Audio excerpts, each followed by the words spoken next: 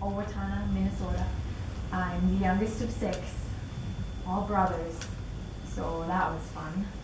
I went to the U of M for college, and after that, I joined Captain Cooper on his boat, the Anderson. So yeah, that's me. Do you still work with Captain Cooper on the Anderson? Yes, I do. I've been working there for 5 years now. For the past 3, I've been the first mate. Ms. Clark, I'd like to talk to you about the events of November 9th and 10th. Okay. So where did November 9th begin for you? For us on the Anderson, it began at Two Harbors, Minnesota.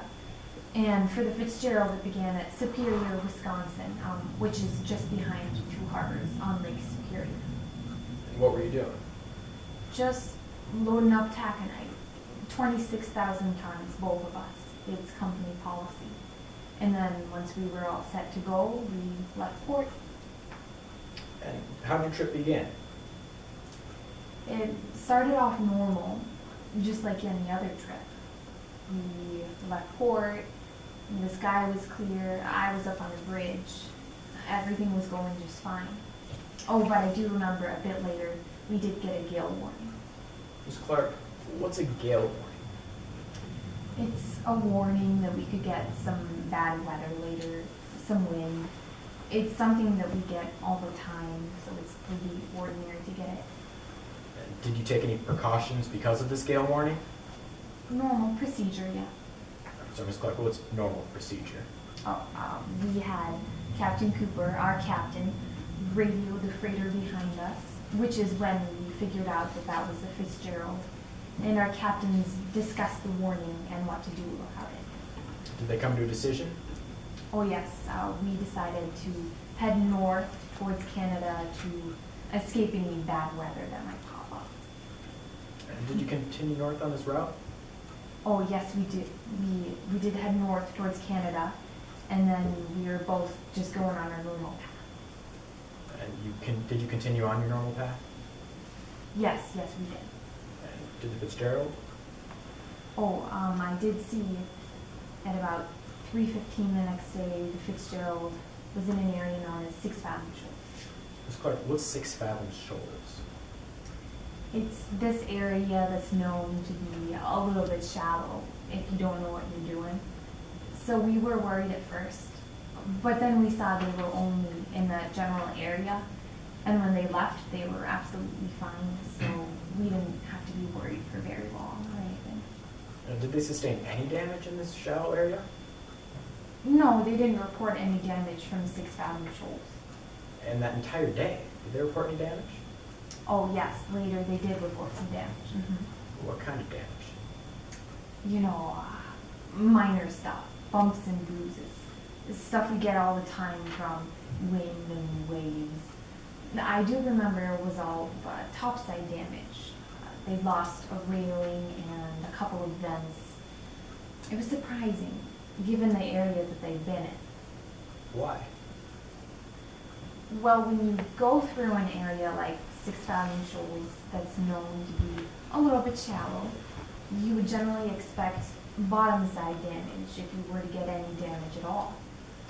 But the damage they reported was all topside damage, not bottom side damage.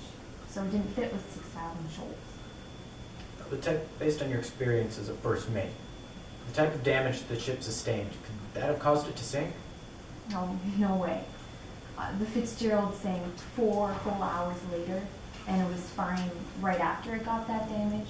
So there's no way that very minor damage could have caused it to sink. Let's get back to the story. What happened after the Fitz left 6 Fathom Shoals? Both of the boats were okay for about 4 hours, and we were going along fine. And then the weather got just awful, out of nowhere. Well, what do you mean? It was pouring down rain, holy cow. And I remember looking out the window, and the wind was blowing so hard, the waves got up to 35, 40 feet. Was these the conditions that you've been warned of? No, not at all.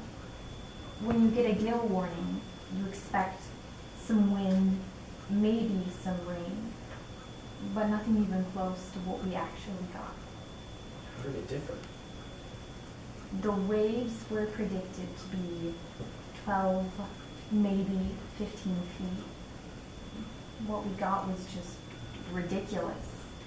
It was the worst storm that I've ever seen in my whole life. What was the storm like aboard the Anders?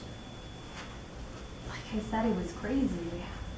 We were getting hit by the green of the wave that was easily 35 feet high. Our boat can take a lot, but getting hit by the green of the wave that big is still pretty scary. Ms. Clark, what exactly is the green of a wave? The green of the wave is the part of the wave that has the most force. It's right in the middle of the wave, and it's by far the strongest part of the wave. The 35-footers we were getting hit by, all you could see was the green of the wave. I mean, it was just a wall of water crashing down on us. How many of those 35-footers were you hit by?